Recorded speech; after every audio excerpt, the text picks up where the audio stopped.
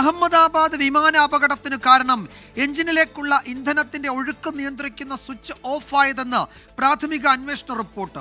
Aircraft accident investigation bureau നടത്തിയ അന്വേഷണത്തിലാണ് നിർണായക വിവരങ്ങൾ.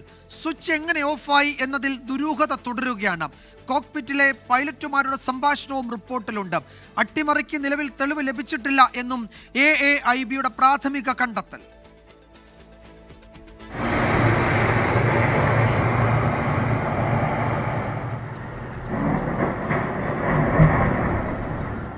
AI-171 വിമാനം അഹമ്മദാബാദ് വിമാനത്താവളത്തിൽ നിന്ന് ടേക്ക് ഓഫ് ചെയ്ത് സെക്കൻഡുകൾക്കുള്ളിൽ വിമാനത്തിന്റെ എഞ്ചിനുകൾ പ്രവർത്തനരഹിതമായി.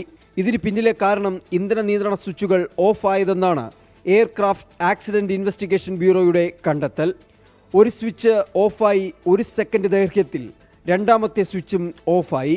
ഇത് തിരിച്ചറിഞ്ഞ വിമാനത്തിലെ ഒരു പൈലറ്റ് എന്തിനാണ് ഓഫ് ചെയ്തതെന്ന് രണ്ടാമത്തെ പൈലറ്റിനോട് ചോദിച്ചു. താൻ ചെയ്തില്ല എന്നായിരുന്നു മറുപടി.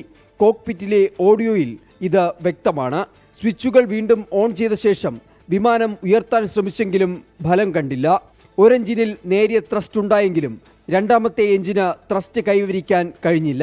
റൺവേയിൽ നിന്ന് 0.9 നോട്ടിക്കൽ മൈൽ ദൂരെ വിമാനം നിലം പതിച്ചു. വിമാനത്തിലെ റാം എയർ ടർബൈനും ആക്ടിവേറ്റ് ആയിരുന്നു. ടേക്ക് ഓഫ് ചെയ്ത് വിമാനം പറന്നത് 32 സെക്കൻഡുകൾ മാത്രം. പൈലറ്റുമാരുടെ ആരോഗ്യനിലയിലോ മാനസിക നിലയിലോ പ്രശ്നങ്ങളില്ല. പക്ഷി ഇടിച്ചതോ കാലാവസ്ഥ പ്രതികൂലമായതോ അപകടത്തിന് കാരണമല്ല.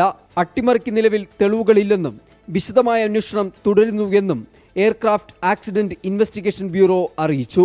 അന്വേഷണത്തിന് എല്ലാവിധ പിന്തുണയും നൽകുമെന്ന് എയർ ഇന്ത്യയും ബോയിങ്ങും അറിയിച്ചിട്ടുണ്ട്.